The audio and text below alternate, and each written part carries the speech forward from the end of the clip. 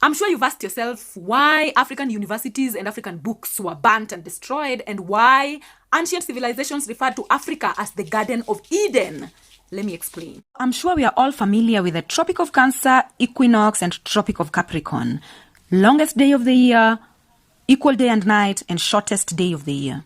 This circle represents the journey of the sun throughout the 12 months, creating the 4 seasons: summer, autumn, winter, and spring. A whole year is divided into 12 months, and each and every one of those months represent what the sun goes through as it goes throughout the year. In ancient Africa, the year began at 21st March, represented by the sun. That is why it is a fire sign, the Lamb of God who takes away the sins of the world. In a beginning, not in the beginning. You're told to remove your bull in Taurus so that you plant and you harvest on this season. After the harvest in Virgo, we have the scale of Libra that shows us that the sun has gone through equinox, equal day, equal night. We get to Scorpio, who betrays the sun, Judas. That is why it is called backbiter, because Scorpio bites by its tail.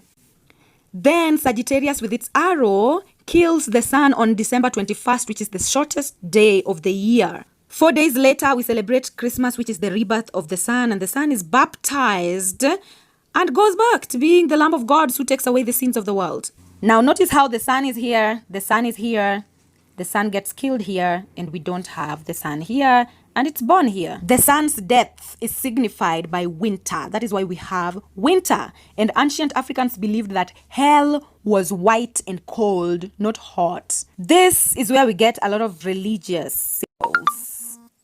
This is where it comes from.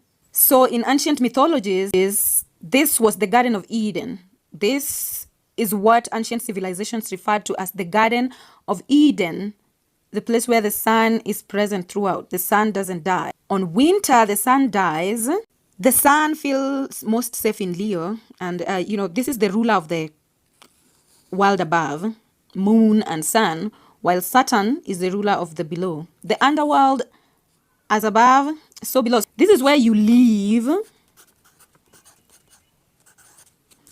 And this is where you died. Devil. When you turn the word lived, you end up with devil. So it's the yin and the yang, black and white, the battle between good and evil. This is what it represents. This is where we get all our religious connotations from. So Africans understood this, and that is the reason why a lot of the books were destroyed.